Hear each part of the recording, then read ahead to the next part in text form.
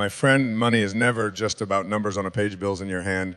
It is energy, and like all energy, it flows where it is invited. Too often, people chase money with fear, scarcity, and doubt. They believe money is something external, something they must grab or fight for. But the truth is much deeper. The quality of your thoughts determines the quality of your wealth. When you discipline your mind, when you align your thoughts with abundance instead of scarcity, when you see money as a reflection of your inner state, everything shifts.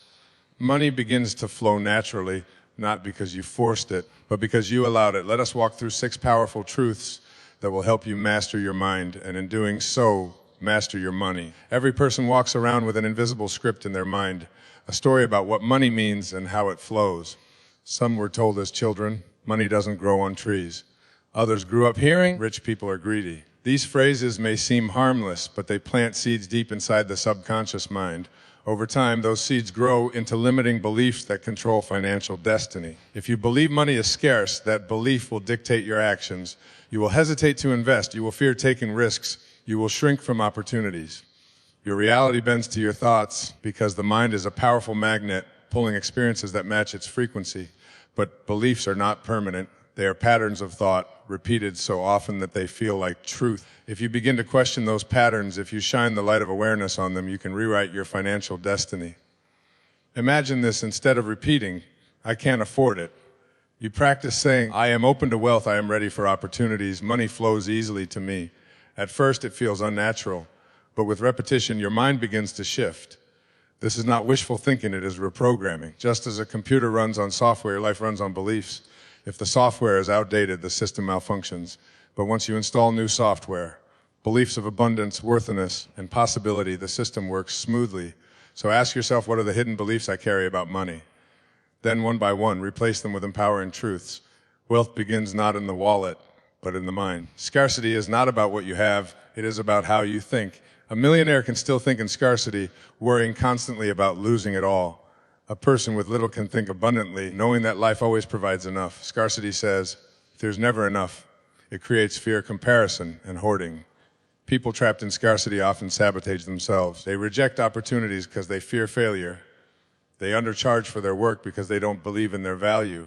They spend money impulsively because they are afraid it will run away. Anyway, scarcity is a mindset that keeps you broke no matter your income. Abundance thinking, on the other hand, is expansive. It sees money as a river that flows, trusts that what goes out returns multiplied. It looks at challenges and sees opportunities. When you shift from scarcity to abundance, your choices change. You begin to invest in yourself, not because you know every outcome, but because you trust life will reward your growth. Gratitude is the bridge out of scarcity. Each day, notice what you already have: food, shelter, relationships, skills, and give thanks. Gratitude dissolves fear. Fear says, what if I lose everything? Gratitude says, look at all I already have. The shift rewires the brain. And when the brain shifts, your actions shift. And when actions shift, results shift. Scarcity closes the hand, abundance opens it. If you want to invite wealth, release the grip of fear and open yourself to flow. Money is not just paper, metal, or digits on a screen. It is energy, neutral, responsive, and dynamic. Like electricity, it doesn't care who uses it. It simply amplifies the vibration it encounters. If you carry fear, money magnifies insecurity. If you carry creativity and service, money amplifies those qualities and brings more into your life. Think of your inner state as a radio signal. If you're tuned to fear and doubt, you will only receive static, missed opportunities, constant struggle. But if you tune your signal to trust, joy, and alignment, you attract frequencies that match. Opportunities, partnerships, and wealth begin to show up, not because they were never there, but because you finally tuned into the right station. This alignment begins with clarity. Ask yourself, why do I want money? If the answer is fear, so I won't be broke, your signal is weak. But if the answer is aligned with purpose, so I can create, serve, and grow, your signal strengthens. The energy of money responds to intention. Alignment also means integrity. If you want abundance but constantly complain about bills, gossip about wealthy people, or act from desperation, your energy contradicts your desire. Align your words, actions, and emotions with prosperity. Speak abundance, act with generosity, and trust the flow. Money follows alignment. Align with contribution, and money flows. Align with fear, and it flees. People often confuse money with value. But money is only a symbol, representation of the value you create in exchange. You cannot truly chase money because money is the effect, not the cause. The cause is value. When you focus only on currency, you might hustle endlessly trying to grab every dollar, always exhausted and unfulfilled. But when you focus on value, on solving problems, uplading beauty, money becomes a natural byproduct. It flows to you because value attracts it. Think of the greatest businesses in the world. They did not begin with an obsession over money. They began with an obsession over value, making life easier, healthier, or more meaningful. Money came as a reflection of the value delivered. So the question is not, how can I make more money? The question is, how can I create more value? The mind that asks this becomes powerful. It stops thinking in terms of scarcity and starts thinking in terms of service. And service is limitless. The paradox is this: the less you chase money and the more you chase value, the more money finds you. Imagine your mind as a garden, every thought as a seed. Some seeds are weeds: fear, envy, scarcity, doubt. Left unchecked, they spread quickly and choke out the flowers.